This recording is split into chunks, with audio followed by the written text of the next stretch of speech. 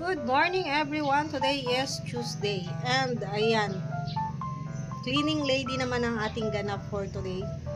For today's vlog ay tayo naman po ay maglilinis ng bahay. Dahil wala po si Kuya Bal, so wala tayong ah, hindi tayo kasama sa mission. So ngayon po maglilinis naman tayo. Mayroon tayong client sa Mancruz sa Woodland. Ayan, may client po tayo sa Woodland and ayan, maglilinis tayo. Kasama ko si Maria Cusinera and si Ria Olarte. Medyo malaki kasi yung lilinisan guys and magpapashampoo siya ng kanyang bed and sofa. Ayan, sa mga hindi pa po nakakaalam, tayo po ay nag-o-offer ng cleaning services sa mga bahay, office, and yung ating mga apartment. Kapag tayo ay busy, yan, nandito po kami to the rescue para linisan ang inyong mga bahay. At nagsashampoo rin po kami na carpet shampooing, sofa cleaning, and bed cleaning. Bed shampooing. Ayan. Sofa shampooing, bed shampooing, carpet cleaning, and ayun, yun lang. Ayan, so papunta na po kami ngayon doon. Naghihintay lang po kami ng tricycle. Hinihintay ko lang po si Maria Cusinera. Pinapakuha ko siya ng tricycle kasi marami kaming dala. Dala-dala namin yung aming panlinis.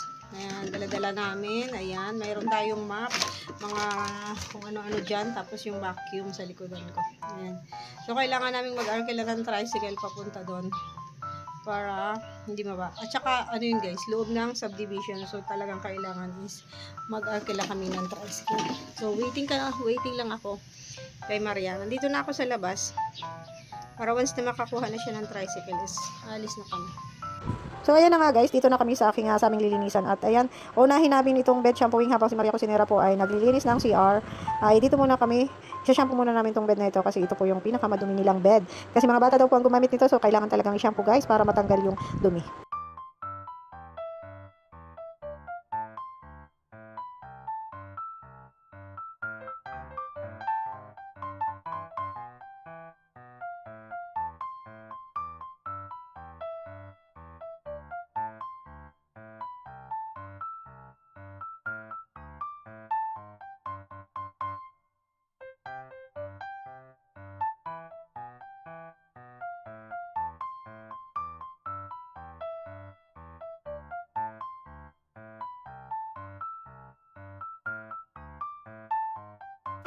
At yun na nga, habang kinukuskus niya ng mabuti, ako naman ay nagbabacuum para talagang matanggal yung dumi and wag sipsiping masyado yung tubig at wag mabasang masyado. Kaya sinusundan ko na agad yan ng vacuum. Kailangan nating vacuuming mabuti para talagang sipsip na masipsip o matanggal yung mga dumi.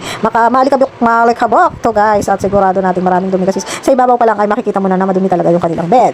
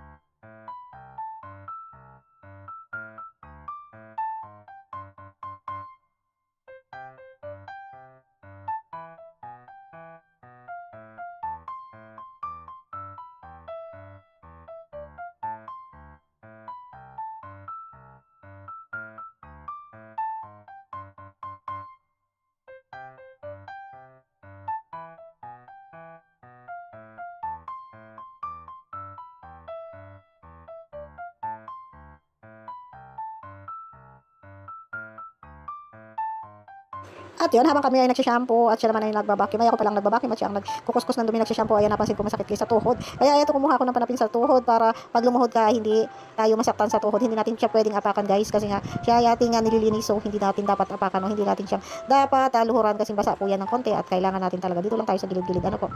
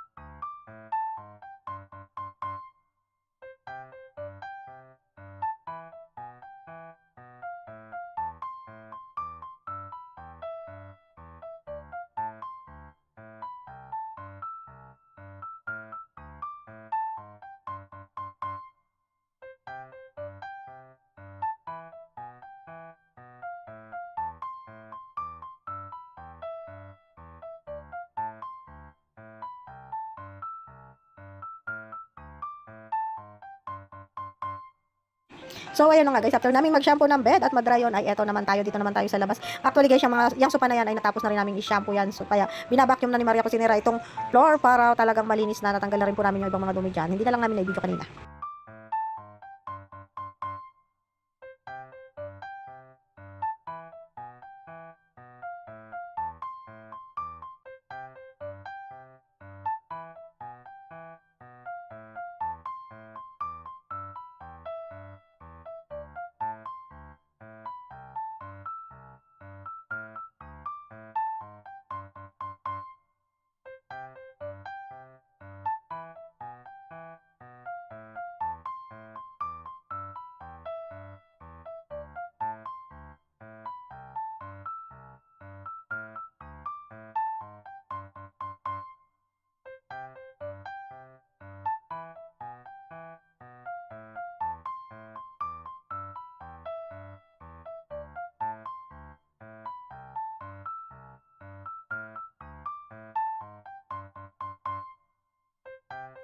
So, ayan lang guys, ang ganap sa aming paglilinis at pagkatapos maglinis ay eto naman pumasyal tayo dito sa Freedom Park. Ang ganda guys ng fountain dito, ano, talagang kakulay ng Christmas tree, parang rainbow.